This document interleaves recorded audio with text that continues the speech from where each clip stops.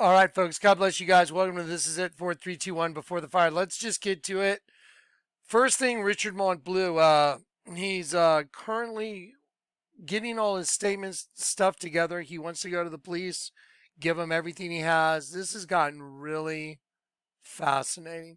Do y'all remember my truck was broken into on Wednesday? I think it was a Wednesday. We went to watch the movie They Live. There's some very, very, very strange things going on. My truck was rifled through. It looked like someone was looking for a weapon in my truck because the console was dumped out on the seat and on the floor. There was money that was in the console they didn't take. They didn't take medication. And then they left on the ground a thing that said "Let's Rock" next to a Chosen shirt. Very interesting. Now, let me play for you guys. Richard Montbleu, #1, is safe. Someone reached out to us after doing the videos. They contacted me. We vetted them, and then that person went and picked up Richard and got him to a place of safety. Thank God. This could have been unbelievably bad. It looks like there has to be other people involved, would be my guess. We've been just crunching our brains, trying to put different data points together, starting to build a timeline. The timeline is so strange. I'm going to show you some stuff. Let's look at Richard real quick. This is from today. I'm going to enlarge this. There you go. Super nice guy. Guys, it's Rich Montbleu. It's September 23rd. I just want to do a quick check-in video. Oh, Putting sorry. together a detailed report for the police, and I'm going to be sending it to Jonathan so he can post it.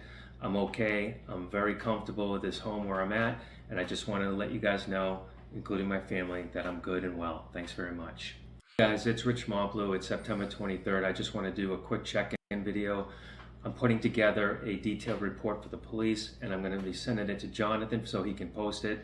I'm okay. I'm very comfortable with this home where I'm at, and I just want to let you guys know, including my family, that I'm good and well. Thanks very much. All right. Awesome. Praise God. Thank God. This could have gone.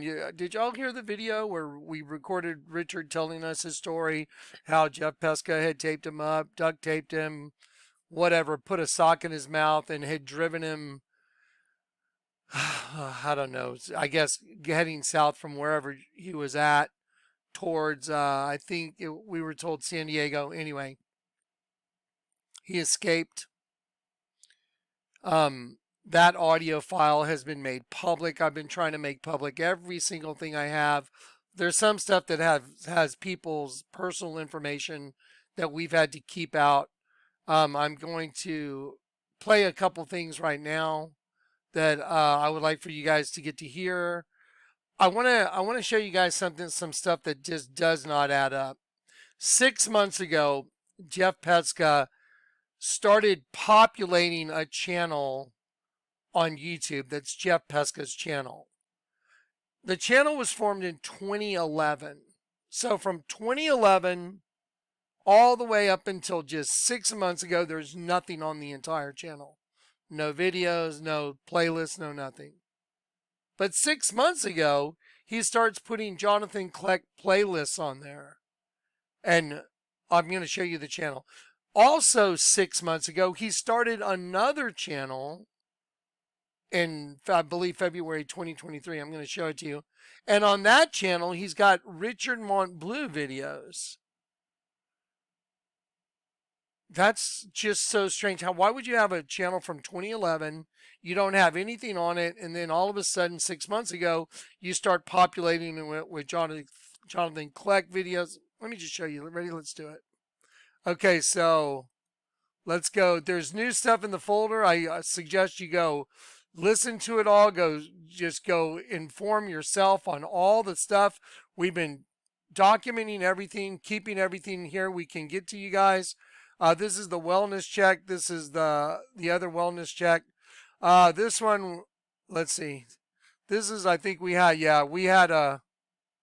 So we're recording this off another phone. We're having a really hard time emailing this or transferring it. So we're going to record it off this other phone. Go ahead. Guys, it's Rich Montbleu. It's September. Okay, yeah. So this one, Richard had sent us a file on the cell phone, and we couldn't get it into an email format. Just technology issues. We had the same problem with it yesterday, the one he did yesterday, but we managed to get it. So that's the one I just showed you. So this one right here, this is the one that was going to be our backup to make sure you guys got to see it. So then that says recorded from secondary phone. Then this is Richard Montbleu Wellness Check, the original. That's the one y'all just saw. And then this is the check-in, Johnny and Richard check-in afternoon, us talking. But let me show you this this stuff on the channels I'm talking about. Here you go. So here's Jeff Pesca, YouTube channel 1, Jeff Michael Pesca right here. Jeff Michael Pesca, YouTube 1, and Jeff Pesca. Now watch this. Let's go to the YouTube channel 1. This does not make sense to me.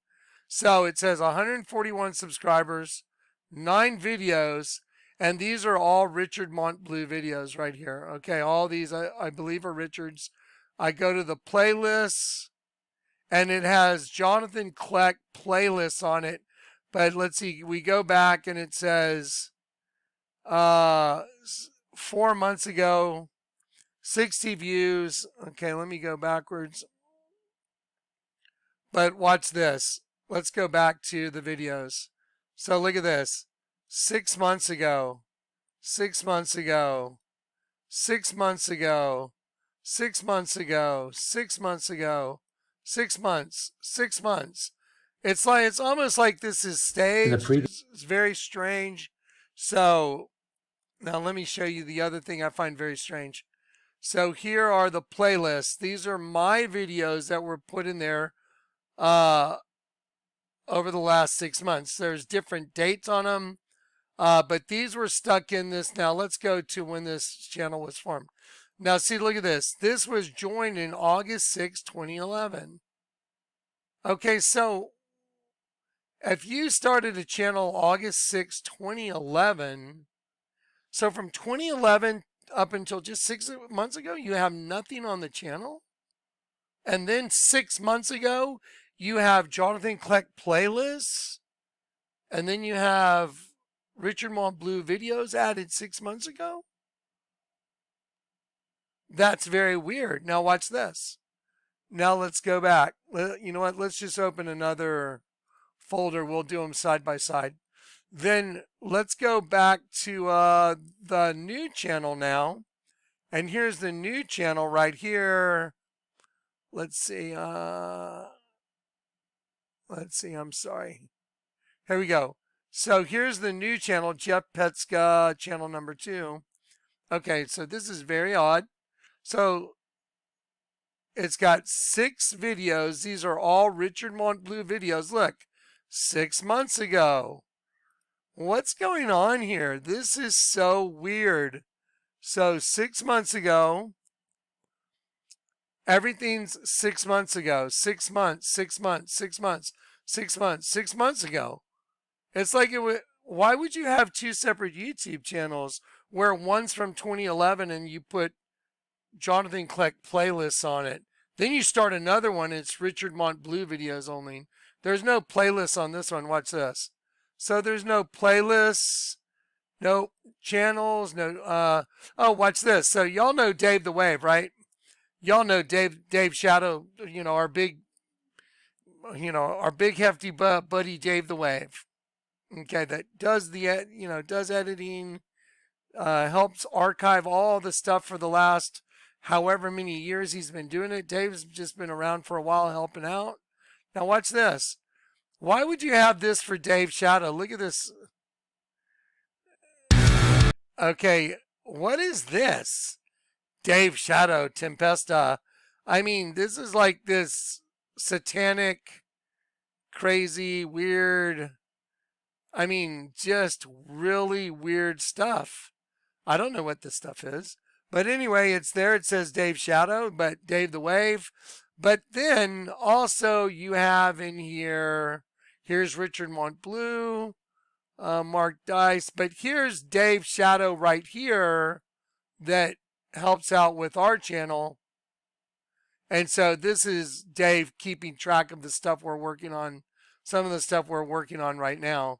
3 hours ago, these check-ins. So there's phone call, yeah, with, I think, let me make sure that there's no personal information on one of these. Just y'all hold on. Yeah, guys. So I'm talking to Dave the Wave on the phone right now. We want to make sure we don't put anyone's personal information up. That could be an issue. Hey, Dave, I'll call you back on the other video that you're sending me. Okay. All right. Thank you. Yeah. So anyway, we're making sure we don't have anyone's personal information up because we just sent a check-in to one of the deputies that's assigned to this, and I think on the audio, Richard mentions the name of some family members, and I don't want that. I don't want the family to have to. I don't want to have that out there. Let me just say that. So I might be able to get that video for you guys, or it's an audio recording, and I might be able to play it for you. I'll probably have to do it tomorrow, so you guys can hear it and then make sure that the section that's got any personal information on it is just not incorporated in the video that I'm going to produce for you guys. Okay, now there's a lot going on. Thank God, by the grace of God, by the grace of God, Richard Montbleu got out of the situation that he was in. This looks like it was a setup towards me. I talked to Richard. He said that Jeff Peska had told him, "Hey, I sent Jonathan a check," and then the following day he said I sent Jonathan another check, and then told him, "Oh, some nonsense about, oh, God said I'd get in touch with him and blah blah blah." You guys will get to hear this audio because everything we have we're putting out. But then a few days after that is when Jeff Peska abducted Richard after Jeff Petska had sent me 2 checks for $5,000 each. How crazy. My car was broken into in San Antonio just shortly before I think Jeff sent those checks out, or right after. I believe right after. We're building a timeline, like, we're a police department now. We're building timelines. Well, I want to know all the dates where everything happened because everything's adding up to look like some people are working together, possibly. Absolutely. So anyway, we're trying to get this all to the police department. We're trying to get Richard into the police department so he can give them all his information. So hopefully he can go over there with the police and they can look through his house. They can also go detain Jeff Petska. Jeff, if you're watching, why don't you just go over to the police and tell them everything you know? Why not? And then we'll let Richard go over and say everything he knows. And then everyone can ask me everything I know. And we'll figure everything out. Here's some other very strange stuff. The night that my car was broken into while we were at the movie They Live, when we came out from the movie, all the windows were smashed out of the right side of my truck. Let me show you something very odd. I've got some people looking into this. This is very weird as well. A friend of mine that used to be a trucker, he said, "No, this isn't right." When we came up, there is a truck. Let's see. I don't think Dave added the pictures. Let me call Dave. One moment. I'm going to go ahead and talk to people while you're adding those. Okay. So anyway, this is very odd. So when we walked out of the theater and I walked up to my side of the truck and opened the door, I looked in and all the stuff was out of my console. It was thrown on the seat and on the floor. And Corey had gone to the other side, to get in on the passenger side, or Zach had. And when they opened the door over there, when they got over there, all the glass was all over the ground and they had smashed out the passenger side windows, driver's window, passenger window, and camper window. And they had rifled through the car. The back seats were up, and they had opened, there's little areas under the back seat where you can store stuff. There was $500 in cash in the console. It wasn't taken. There was medication that was in the console that most people would have taken. It wasn't taken. It's like they were looking for a weapon or something. How weird. How weird. But when we came out and all this had happened, immediately I was concerned about the safety of Zach, Corey, myself, and anyone else because somebody could just drive up and shoot everybody standing right there looking at all the glass on the ground. So we immediately established ourselves in a way where we were looking out, not just staring at the truck, but Zach and Corey with their backs to the truck looking around. And this is what was, there was an 18-wheeler cab parked looking right at us. Let's see, Dave. Okay. So Dave is adding those pictures. Let me show you the truck. I've had a couple people that worked in trucking analyze this truck. I actually took a picture of the marquee when we were going in. I was like, okay, Regal, they live 35th anniversary or whatever. And so that's what we were going to watch. And then this is what was on the ground. It said, "Let's Rock." This was conspicuously placed on the ground, and this shirt that says "The Chosen." And I was like, it's like they placed it there for us to see it. But let me show you this. Okay, here we go. So when I saw this truck, now this truck was just sitting there facing my vehicle. So my vehicle's like this, parked against the curb, looking at the street, and this 18-wheeler cab is over here just looking right at my truck. And the cab had it was running. And I immediately noticed it because we were thinking about, well, maybe we should go over there and ask that guy in the truck if he saw anything. Because he's parked right there looking at it. That could have been a complete setup. I've had credible death threats. I've had plenty of them. But I don't go do videos like Jim Sullivan, it's very interesting how Jim tries to flip the script on everything. Him and Karen both. It's always flip the script.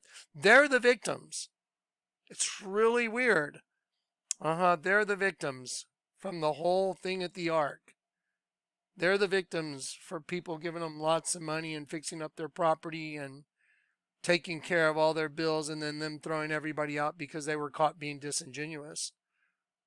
And then they took whatever monies that fixed their property, and no one even got sued. I let it all go. But they're the victims of a cult leader. The cult leader that came out and fixed up your property and gave you a lot of money to try and help other people. How were you injured? That's very strange. Now, here's the other thing.